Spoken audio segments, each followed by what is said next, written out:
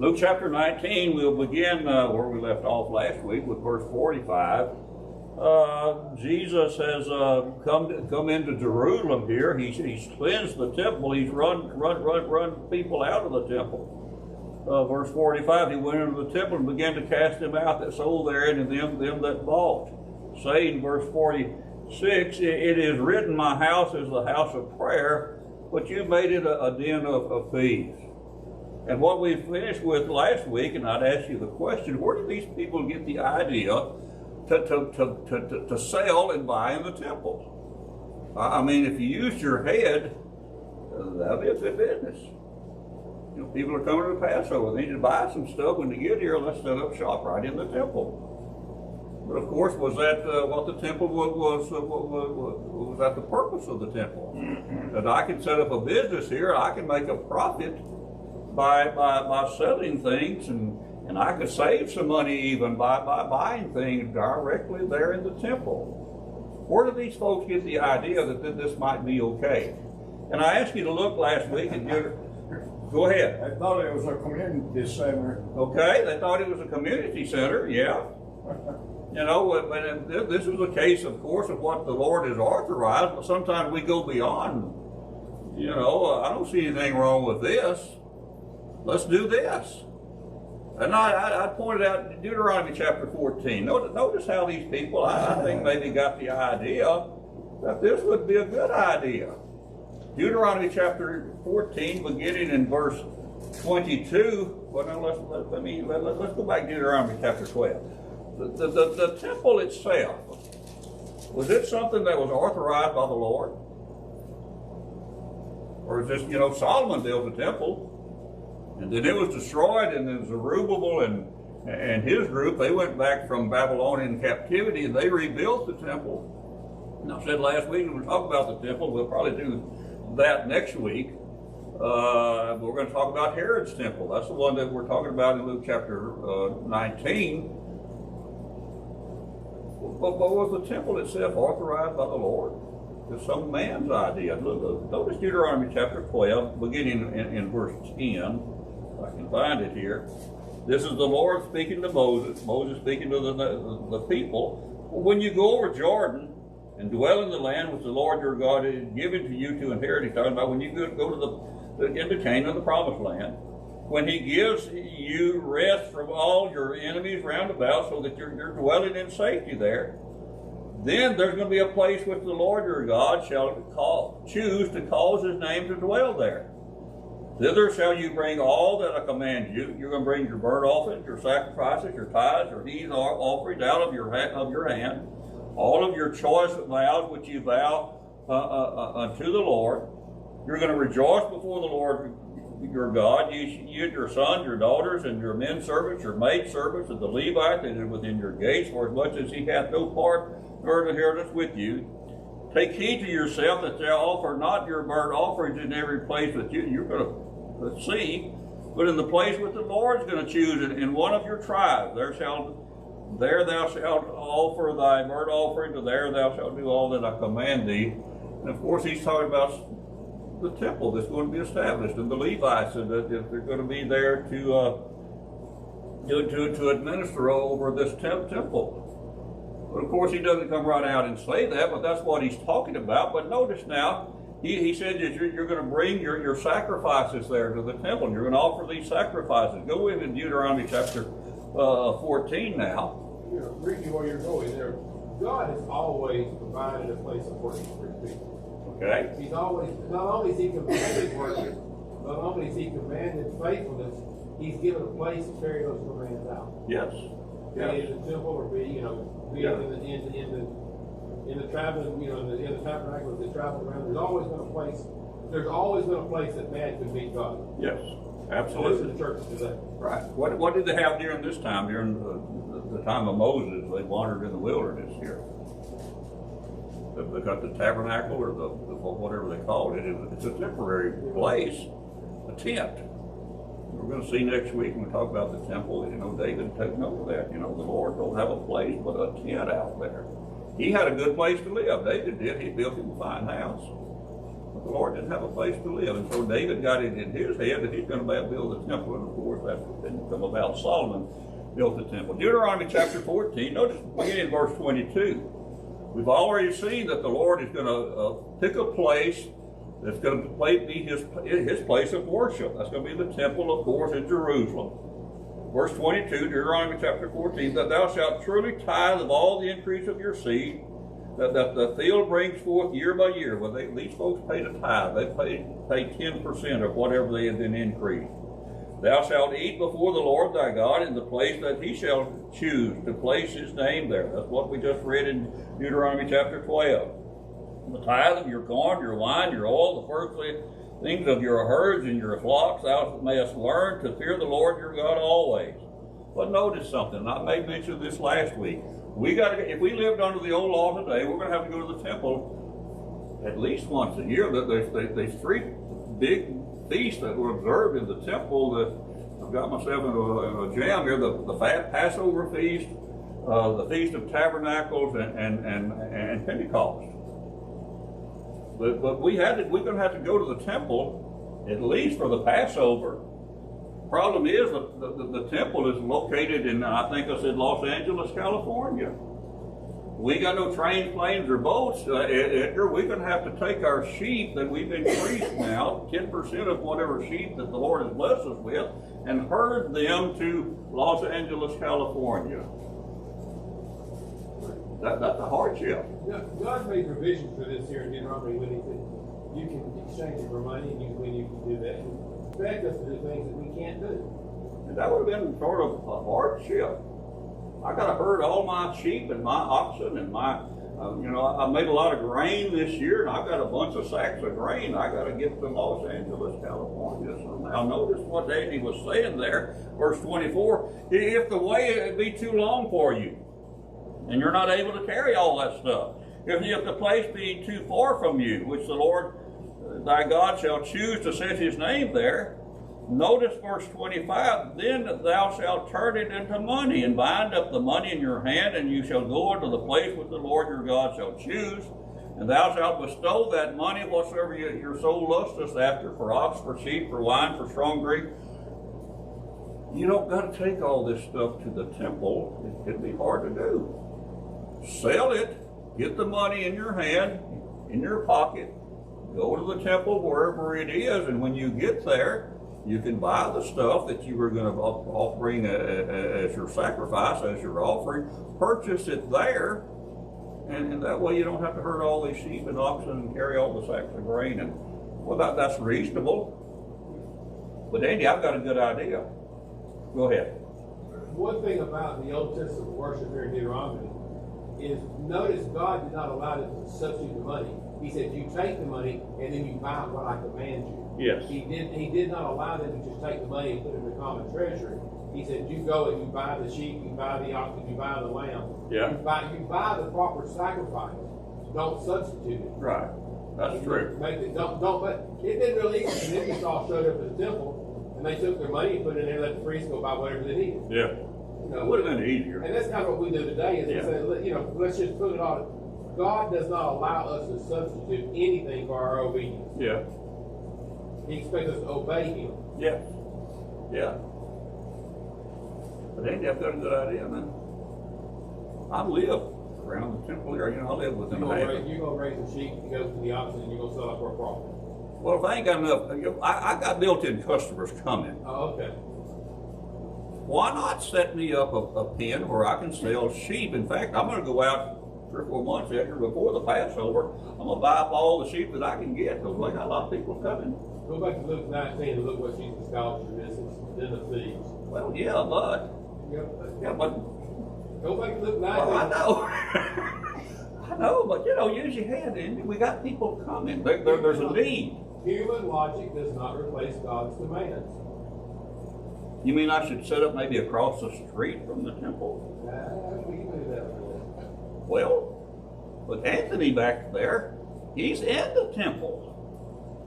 And Micah, he's not in the temple. He's out on Solomon's porch there with his group of sheep. I'm across the street. All them people are coming. They ain't looking at me. That's the way. Oh, I know. I mean, that's human reasoning though, huh? You know, the Lord said, you know, sell it, take the money to the temple and buy what you need there, and then make your offering. Well, we've got a built-in customer who come in and, you know, let's use our head. I can make a pretty good profit off of this. You know, I can Go to the Lord in Luke 19, my house is a house of prayer. Yeah. It's not a house of merchandise. Yes. But, you know, this is human logic. Where's the but at, Ricky? Well, there is not one. Okay. But humankind, I've been right there with them, Andy. We all have. Yeah, we would. You know, we got built-in customers coming. They're coming with money. I'm in the temple. I'm going to sell my sheep and my cattle. I'm going to make a profit. I realize this is a house of prayer. But it's also a house of profit, too. You know, use your head here. You know, and I can give to the Lord his share of my profit. I'm going to be in the temple every day before the Passover, making my profit. It's convenient for those who are coming. The Lord told them to do this, you know, and so I'm just here as a customer service sort of. Andy, you're shaking your head no, but I'm going to be on the other side. yes, I know you are. The church is not in the convenience business, nor is it in the business of merchandise. No, and you're exactly right, Dad. Could it have been that God did allow the marketplace just for them to do their business? Yeah. But they just turned it into something that God didn't mean for it. And I think so, yeah. I think it could be. You know, if I realize that this business could be involved in there at Passover, there's nothing wrong with me renting a place in Jerusalem, maybe somewhere, and I've got, you know, you're coming for sheep. I put it on the internet, I've got sheep for sale. When y'all get here, look me up. But we're in the temple. Everybody's moved into the temple now, and we're in a business here. You know, can you imagine the confusion that's there in the temple? I've got cattle, and Edgar's got oxen, and Andy's got doves for sale, and you know, and somebody else over yonder got sacks of grain, and they're hollering, "You need grain? Come over here." Can you imagine the confusion that Jesus walked into here? Were the sheep and the oxen actually in the temple, though? Notice John chapter 2. John chapter 2, did they actually bring the sheep and the oxen now in the temple? I think, you know, even I would know better than that. John chapter 2, verse 13. John chapter 2, verse 13, the Jews' Passover was at hand, and Jesus went up to Jerusalem. He found in the temple those that sold oxen and sheep and doves and the changers of money. Well, he found those people in there that were selling that stuff. Notice verse 15, and when he had made a scourge of small cords, he drove them all out of the temple. That's the people who are selling oxen and sheep and doves. He drove them all out of the temple, and notice this, and the sheep and the oxen. He drove them out of the temple. He poured out the changers' money and overthrew the tables. Let's just bring them in the temple. It was probably in the outward court there. They weren't in the holy place or the most holy place. They probably knew better than that. But they were in the temple. Can you imagine the confusion now? And the noise of people who are trying to sell this stuff. You know, this temple was a sacred place. It's a house of prayer. You look at Mark chapter 11 and verse 16. Jesus, after he had run all these out of the temple, he wouldn't allow anybody to carry a vessel through the temple. Herod's temple, which is the one we're talking about here, I remember right, it was, I want to say 30 acres. 30 acres. It was large. It was huge. You know, the total expense of the thing, Burnell. Does it say there that like the poor Jews had to swap their certain money for their money, and Yes. probably they got gypped? Yes. You know, they didn't get the right amount of their value back. Yes. So they made money there, Yeah. swapping their money for these, whatever it was, The shekel. and then selling the animals, they made a profit. They'll make a profit. They Yeah. were doing pretty good. They're doing pretty good. And they got a built-in customer. They're coming right to you. Why not? Now, another question is, would you say he defiled the temple when he went into it, or the tabernacle, and he ate the priest's showbread? Wouldn't you say he defiled the temple to a certain extent there? Well, no, Jesus said he did not. Jesus said he didn't. Okay. Yeah, Jesus said he didn't. He was hungry, and so he ate the showbread and fed it to his men there. Again, I think you got to use a little common sense there. What was I saying? Oh yeah, the temple complex was huge, and I'm here with my bucket of potatoes that I've just dug out of the ground, and these things are heavy, and I got to walk all the way around the temple. Let's just cut through here. You cut half of it off. Just cut through here. And Jesus said, You were in an area with your potatoes and God didn't allow it. yeah. This has become a thoroughfare. I've got my sheep here, a dozen head of sheep, and I'm going to just herd them through the temple here. What does that hurt? Somebody can clean up behind them. You know. No, don't. That's not what the temple was built for. Well, let's just cut through the temple here and just cut off half of our walking through here. Otherwise, we've got to walk way around this thing. Yeah. Jesus told them, quit doing that. That's not what it was. It was built for. He drove them all out, both those who were selling, them who were buying. He turned over the money changers' table. What were the money changers there for? And what were they doing with money? Like I said, they were changing the Jewish money, and the old poor people's money, their money, so Yeah. they could buy these goods. I think it's a question. Yeah. Remember the temple tax? While we're here, we got to pay the temple tax. Exodus chapter 30, beginning in verse 11. Well, we got to pay a temple tax. But it's got to be in a certain money. We're going to accept pesos here. Yen, is that what Japanese money is? Something like that. But anyway, euros. Exodus chapter 30, beginning in verse 11, the Lord spake unto Moses, saying, When thou takest the sum of the children of Israel after their number, then they shall give every man a ransom for his soul unto the Lord. When thou numberest them, there shall be no plague among them when thou numberest them.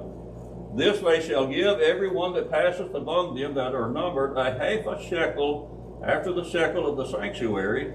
The shekel is 20 gerahs. A half shekel shall be offered, be the offering of the Lord. And verse 14 says that's count them from 20 years old and up. They had to pay a temple tax of a half of a shekel, and it had to be a shekel.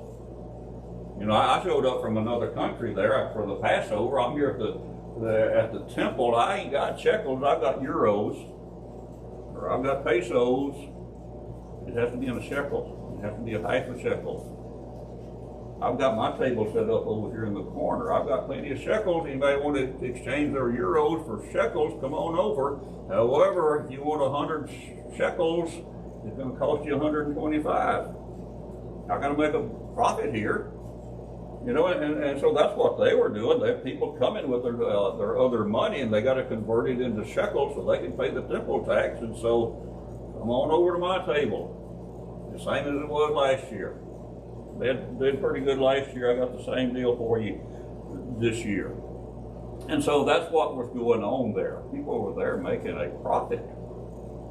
What about the people that were coming to buy? Well, Edgar, he's underselling me $1 a head on the sheep. Edgar's got a big sign over his over there. He's underselling me, so I've got money, but I can buy it cheaper from Edgar. I might could go home with a little money in my pocket, make a profit off of it myself.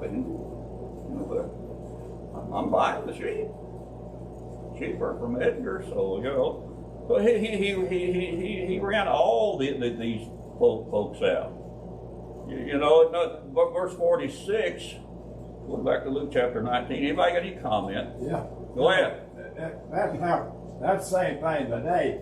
If you go into Canada and give the people at the bank a $10 bill, you might not get but $8 or something back of their money. That's right. And they take that $10 bill and send it back to the United States and get the value of the $10 bill. Yeah. So they make money when you go to these foreign countries. Yeah, yeah. Yeah, you got to convert the American money. Pat went to Germany 3 times. We had to convert ours into euros, and I think we ended up on the shortest end of the stick every time. So the euro wasn't as valuable as the dollar. I don't know, but anyway, that's just what you have to do. And that's what these people were having to do, convert their foreign money into shekels. That was the money of the temple. They wanted shekels, not euros or whatever it might have been. But notice verse 46 now. Jesus is, it's written, he's going to quote from Isaiah chapter 56. It's written, my house is a house of prayer, but you folks have made it a den of thieves. A den of thieves. I'm just making an honest living. Sort of an honest living. We see the application of this here being taught as the temple. But think about that for us today. Yeah. How people misuse the church. Yeah. The church is for spiritual values and spiritual edification. It's for that which is to worship God. It's not recreational. No. It's not social. Yeah. It's not a club. The church today has a spiritual relationship that we have to serve God with, not man. And I think that's the lesson he's teaching here in the context. You've taken my spiritual house and you've made it material. Yes.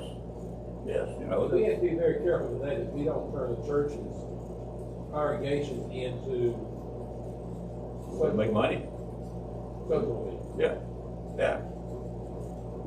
These folks were there to make a profit in the house of prayer.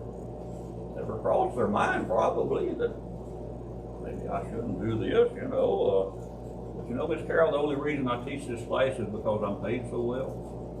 The paycheck I get. And of course, I would hate, really, I wouldn't want to be paid, Edgar, because that would probably be my incentive to teach the class. And thankfully, I'm not paid. I want to teach the class because I enjoy teaching the class. But if I was being paid, I probably wouldn't want to teach the class. And I'm not against preachers being paid. They need to be paid. But my incentive should not be, I'm going to make money off of this deal.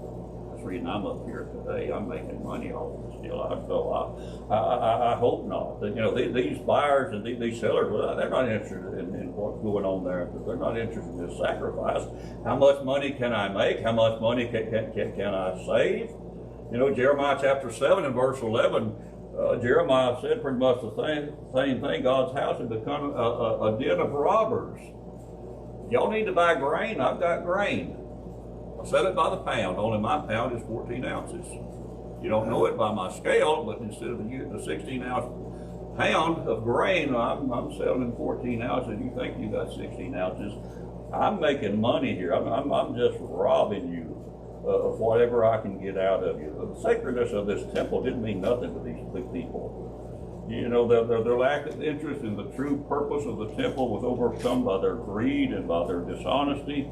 And so Jesus ran all these folks out of the temple. Notice now verse 47. My thing over there now. Well, verse 47. He's got rid of them. And he's going to teach daily in the temple. Apparently, at least for this time, they're going to stay out while Jesus is there. Remember last week we saw that Jesus cleansed the temple twice. After the marriage feast at Cana, his first miracle that he performed, he went to Jerusalem and he ran the people out of the temple. That was the beginning of his ministry. Here at the conclusion of his ministry, he cleansed the temple again. And they're going to stay going apparently while Jesus is there. Verse 47, he taught daily in the temple, but the chief priests and the scribes and the chief of the people, they want to destroy him, and they could not find what they might do, for all the people were very attentive to him. He's teaching daily in the temple. Every day he's there in the temple. And these are the last few days of his life. Notice Luke chapter 21. What Jesus would do. Luke chapter 21, verse 37. In the daytime he was teaching in the temple, and at night he left. And he abode in the mount that's called the Mount of Olives, verse 38. All the people came early in the morning to him and in the temple for to hear him. He's teaching from daylight to dark. Every day in the temple. He would leave at dark and he'd go to the Mount of Olives. We read, and I didn't write it down, sometimes he would stay at the house of Mary and Martha and Lazarus. Sometimes he stayed at the house of Simon the leper. They all lived in Bethany. But he would leave Jerusalem. He would go out and to the Mount of Olives. He'd go to Bethany, and then that's where he'd stay, spend the night. But he was back at the temple at daylight. You know. But notice, he taught every day, and he healed people who came. Notice Matthew chapter 21.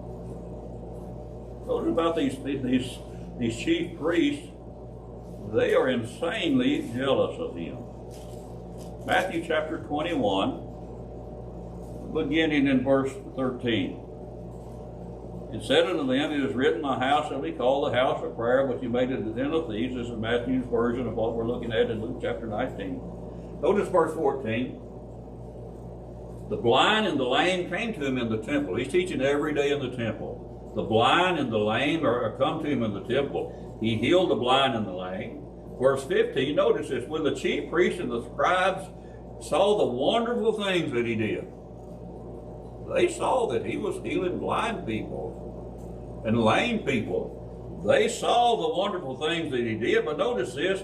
They heard the children crying in the temple, the people crying in the temple and saying, Hosanna to the Son of David. They were sore displeased. They saw the wonderful works he was doing, but they hear the people calling him the Son of David. They're saying, Hosanna to the Son of David. They didn't like that. They were sore displeased.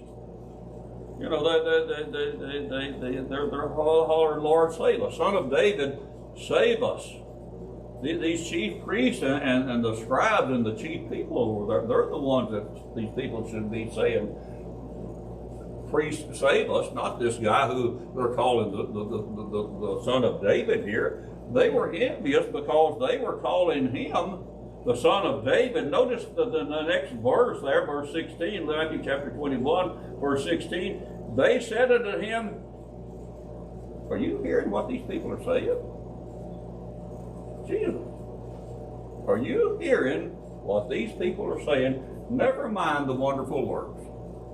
Never mind the blind folks that can now see. Never mind the lame that he healed. Are you listening to what these people are saying, Jesus? They're calling you the Son of David. And they were sore displeased. They were envious.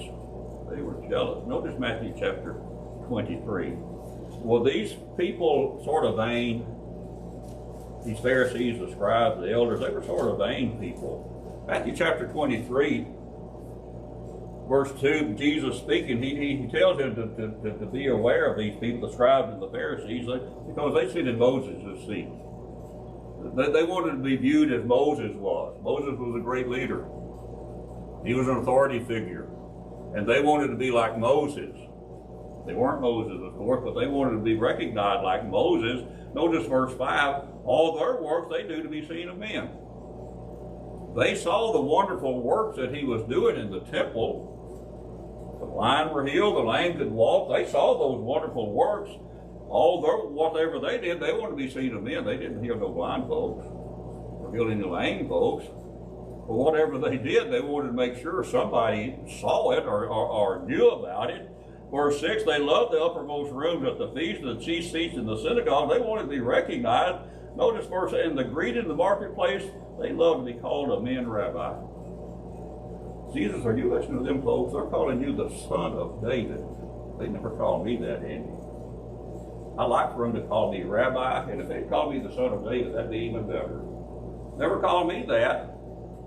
But they do call me a rabbi in the street, and that makes me just so proud. But they're calling him now the Son of David, and they were sore displeased. Jesus, are you listening to what them people are calling you? Or, you know? Don't you think that these chief priests were self-righteous? Oh, yeah.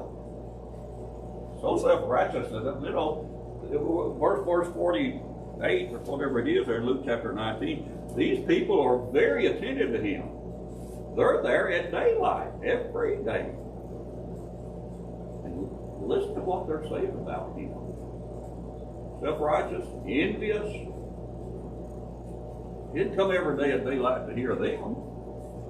Yeah, they were very self-righteous folks, and these people are to be pawing after them, and they're pawing after this man Jesus, and they could not bear it.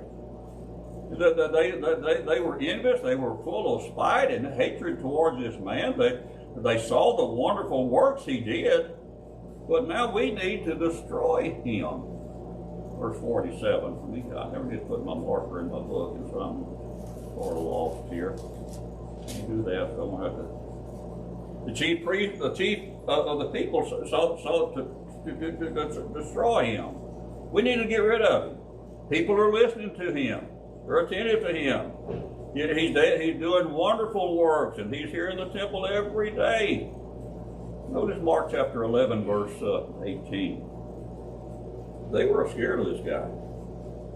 Mark chapter 11 and verse 18. And the scribes and the priests heard it and sought how they might destroy him, for they feared him. Because all the people were astonished at his doctrine. We've got to do something with him. You know, if we don't do something with him, he's just going to take over. Luke chapter 20 and verse 19. Luke 20 and verse 19. And the chief priests and the scribes the same hour sought to lay hands on him, but they feared the people. You know, wouldn't it be a wonderful thing if people that attended Jesus today? Yeah. Yeah. Would. Jesus would fix so many of our problems. He could. He could. If we could just get our own attention. If we can get focused on what he's trying to teach us. But no, it's just sort of in one ear and out the other. Notice verse 48. They couldn't find a way to get rid of him, to destroy him, because all of the people were very attentive to him. They couldn't figure out how to do that. People were very attentive to him. They're there at daylight every morning. Apparently just all day long. They're afraid of the people. Jesus is teaching something here that's important. The people were listening to it. You know, they came early to the temple. Notice Matthew chapter 26. Remember this. Matthew chapter 26. Jesus is in the Garden of Gethsemane. He's been betrayed by Judas now. Matthew chapter 26 and verse 55. Notice what Jesus says to these people. Matthew 26, verse 55. In that same hour, the time when Jesus had been arrested now, Jesus said to these people, "Are you come out as against a thief with swords and say to take me?" Notice what he says here. You know, I sat daily with you teaching in the temple, and you didn't lay no hand on me. I wasn't doing this, behind closed doors. I was every day in the temple teaching. And you come out here, they're on the Mount of Olives now in the Garden of Gethsemane. They had to leave Jerusalem, Jesus and his disciples, these people, these Roman soldiers, along with the high priest. They left Jerusalem, they crossed the Kidron Valley, climbed up the hill there on the Mount of Olives to the Garden of Gethsemane, made this big effort to follow him out of town under the cover of darkness. I was in the temple every day teaching.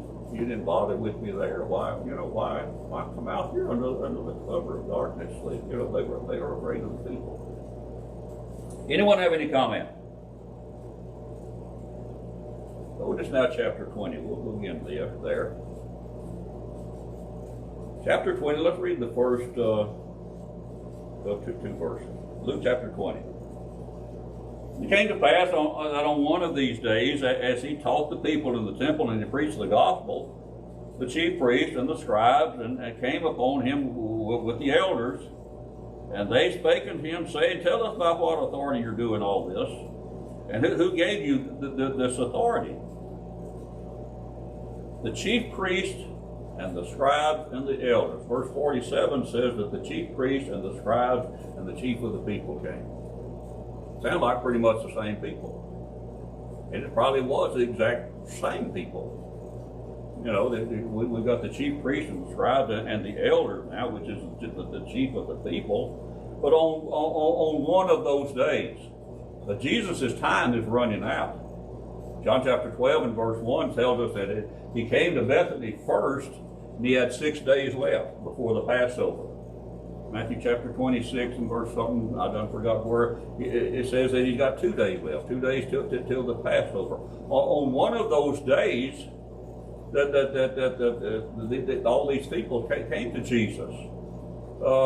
Jesus was teaching, and the people daily, the people are paying attention to him.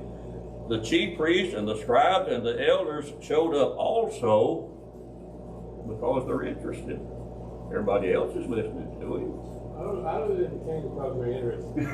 You don't think so? Yeah, well, you know, they saw the wonderful works he was doing. Matthew 21 said that. They saw that. He's healing in the temple, and he's teaching in the temple. But they were sore displeased. They came upon him as he taught in the temple on one of those days. Maybe they showed up sort of unexpectedly as a group. You know, I think that, you know, they saw the wonderful work he was doing. So they'd been there before, at least some of them had, but the chief priests and the scribes and the elders of the people, maybe they've shown up now in force as a group. They came upon him unexpectedly. They maybe caught him by surprise. Maybe they can throw him off message. Y'all are here. Maybe you know, maybe they can throw him off message here, because all of us have showed up together now. Verse 2, notice he says, or they said, Jesus, tell us about what authority you're doing this stuff. Who gave you this authority? By what or by whose authority? It certainly didn't come from them. They were the authority. They didn't tell him to do any of this stuff or to teach you any of this stuff. You know, they actually wanted him to say something that they could accuse him of something here. Now, tell us where this authority comes from. Notice Matthew chapter 22. We have, you know, politics makes strange bedfellows at times, and so does people who, you know, the enemy of my enemy is my friend. May not have much in common with him, but if he don't like this person, I don't like that person either. Well, he's my buddy. Matthew chapter 22 and verse 15. Then went the Pharisees and took counsel how that they might entangle him in his talk. Let's get him in a situation where he's going to have to say something, and then we can expose who he really is. Verse 16. They sent out unto Jesus their disciples, and they sent with their disciples the Herodians. And they asked him, Master, we know that you're true, and we know that you take the way of God in truth. We know that you don't care for any man, for you're going to regard not the person of man. Tell us, therefore, what do you think is it lawful to pay tribute unto Caesar? Why are they asking that question? Well, if you pay tribute to Caesar, you're not one of us, and if you pay tribute to us, Caesar's going to get mad at you. Yeah. Who's the Herodians? Who's the Herodians? You know, that's a form of the word or the name, whatever you call it, of Herod. These are Herodians. These are Jews who are close followers of King Herod. These Herodians were sort of like the publicans. Publicans were Jewish tax collectors who were sending the taxes to Caesar. Nobody liked the publicans. Nobody liked the Herodians because they were closely allied with King Herod. You know, if I could get close to him, my life will be better and easier. I don't care about your life, but my life will be better. I'm closely aligned with King Herod. I don't care what y'all think. But they got together with these folks. We're going to send the Herodians out there and ask him about this tax question. And when he says, no, you don't have to pay Caesar's taxes, them Herodians are going to go straight back to Herod and tell him, you know, Jesus fella out there, he's teaching everybody not to pay Caesar's taxes. King Herod, you need to do something with him. That was the purpose of the Herodians being there. They're going to go back and tell King Herod what he said, and of course they didn't. He didn't fall for that trap. You know, but what authority are you doing these things? Jesus, they want to entangle him. And you going to say something, Andy? No. You know, Jesus was baptized in the Spirit of God. This is my Son whom I'm well pleased. Hear ye him. Yeah. There we got the authority. Yes. Yeah. In Matthew 28, you know, all authority begins in heaven and earth. Yeah. What authority did he raise Lazarus from the dead? Yeah, you know, by what authority did he do all those wonderful works? They do. But they're asking him, you know, they knew that he'd raised Lazarus from the dead. They had seen the wonderful works he had done. He'd healed the blind and the lame. And I'm out there asking him, who told you you could do that stuff? You know, if I was one of the blind folks, I wouldn't worry about it. I'm so pleased to be able to see now. I don't care by whose authority he did that, but since it wasn't done by me, and it was done by him, you know, what? Notice John chapter 12. These folks were insanely jealous. And then insanely envious of this man Jesus, and we got to get rid of him. John chapter 12, this is again the story of Lazarus. He's already been raised from the dead. Verse 9, much people of the Jews therefore knew that Jesus was there at Mary and Martha. That because it would absolutely show that I was a little bit envious of that person for what he's done, and I can't do that. And who told you you can do that? Anyone have any questions? We're out of time. Next week we'll continue right there with verse 2. Talk about the temple a little bit next week. What temple are we in now that Jesus is teaching in every day? How many temples were there, Edgar? I was looking at what word authority means. So, Okay. Give a scripture back in Proverbs. When the righteous are in authority, people rejoice, but when the wicked bear through, people mourn. Well, that's true too. People suffer under some folks who are not good, very good bosses or leaders. That's true, Edgar. Thank you. Thank you for your help this morning. I've enjoyed it.